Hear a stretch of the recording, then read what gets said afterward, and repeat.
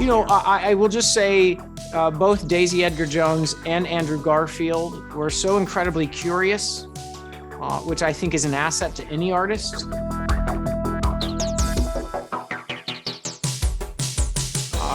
Being made fun of at school, being called a pliggy, meaning polygamist, being asked where all my mothers were, and me having to say, no, that's not who we are as Mormons, and not understanding why people were saying that. Hello. Hi. I'm Karen Pereira from Times of India. So nice to meet you.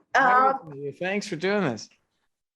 Tell me, Dustin, let us discuss your mini-series Under the Banner of Heaven. What went into creating this wickedly good series? Wow. When you ask it like that, it was a very long journey. It was 10 years of my life, off and on. It started as a feature film, meaning I really only had 2 hours at my disposal, and that was a real struggle to try and honor the story, to be able to depict these characters and to do justice to how they devolved as they stepped into fundamentalism. I couldn't do it in 2 hours. I certainly couldn't achieve what the book did in 2 hours. It didn't feel like an investigation. It felt academic. It didn't ask the viewer to be as engaged as the reader was in the book. All of this was a big disappointment to me. I was very frustrated, very disheartened, and for a really long time. But thankfully, I stuck with it until the mini-series became this acceptable, legitimate form again. And at that point, I started to think of it in terms of 6, 7, or 8 hours. At that point, I'm able to tell not just the Lafferty story, but the Mormon history story, and create this investigative story, to create these characters. And in that way, though it's quite different in the book, I actually think, I hope, I believe it has that same sense of active investigation. It's asking the audience to be engaged in the story, to be active in the story, not passive in the story. And that was really important to me. I grew up in this church. There was a lot about this church that I love and still love and miss, but I believed that it needed to be held account, namely for its treatment of women. And I felt like it was about time that we ask those tough questions that the church does not allow when you're a member. So this brings me to my next question. This is based off a true story.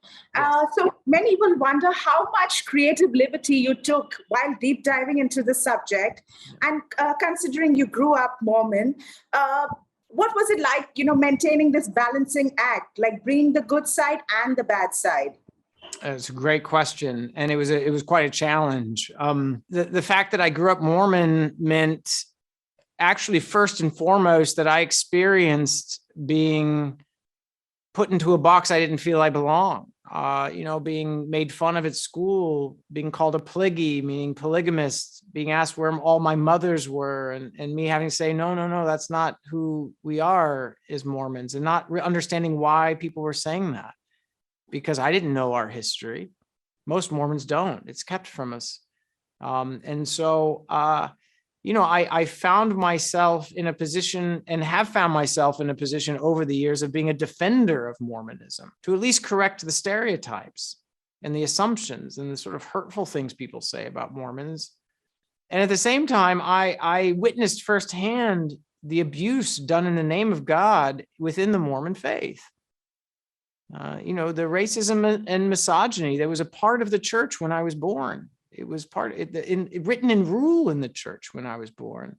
You had to be a white man to get the priesthood when I was born. It wasn't that long ago. You still have to be a man to get the priesthood. Women aren't allowed anything like that.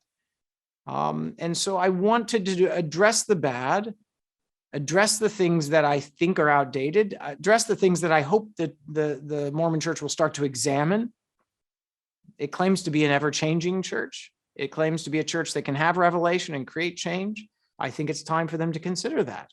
We know a whole lot more now than the people who wrote the Bible knew. We know a whole lot more now than Joseph Smith nearly 200 years ago knew. So if we know more now, shouldn't we do better now? I say yes. And so that's the examination of this. And you know, having been Mormon means I know the language. It meant I was conversant in, you know, how do you reach out to people of faith and have conversations about faith? I was ready for that. This is not my story. This is Brenda Wright Lafferty's story. It is Pyre's investigation of her death. And it's a death because she dared to be curious in a time and in a faith where that was not allowed. And so it's hers. I hope that my experience in the church made it so that it feels more authentic, because I ask the questions, I can challenge, you know, the stereotypes, but I can also distinguish between fundamentalist Mormons, mainstream Mormons, cultural Mormons. But I'll tell you this, they all needed to be held to account in different ways, and the show does do that. White and Sam and Daisy and Andrew, all of them bring their own special trait to their characters. Yeah. What was it like directing all of them? And I know it's a mini series, but can we expect more of Detective Pyre returning in maybe an anthology? Oh wow, you'll have, hey, all right, good idea. We should. Are you talking with Andrew as well? You should ask him. If he's in, I'm in. I do love that duo. I do love that Jeb and Bill Taba duo. There's no plans for that. But it's a good question, because, you know, people committing crimes under the name of God, under the banner of heaven, is not exclusive to the Mormon faith. So if there was going to be an anthology series, I think I would move on to another faith. But in that instance, I think I would need to employ a writer who had experienced that faith firsthand, who has the lived experience in there. I think that's important to making these things feel authentic and feel truthful.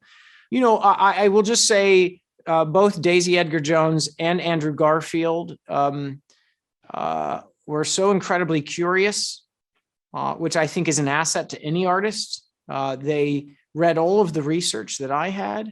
In addition to the scripts, we had conversations, but they didn't stop there. Both of them went, you know, and met with and spoke with the families of the people depicted. Andrew went to Salt Lake City, Utah, in a very busy time over this last year, and met actual active Mormons, so that he didn't have to rely on my experiences and my opinions alone. And that was very meaningful. I mean, listen, I want this to be as fair as possible.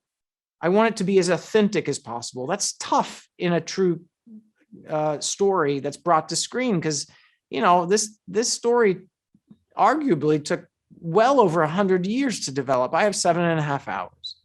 There will be fictionalizations, but it was really meaningful to me that people find it truthful and that I could stand behind it as authentic. And Daisy and Andrew made sure that was the case. Thank you so very much. This is my time, I guess. Okay. It was lovely talking to you, and hope to see more. Yeah, thank you very much. Thank you for watching it. Can't wait for you to see the rest. Yes.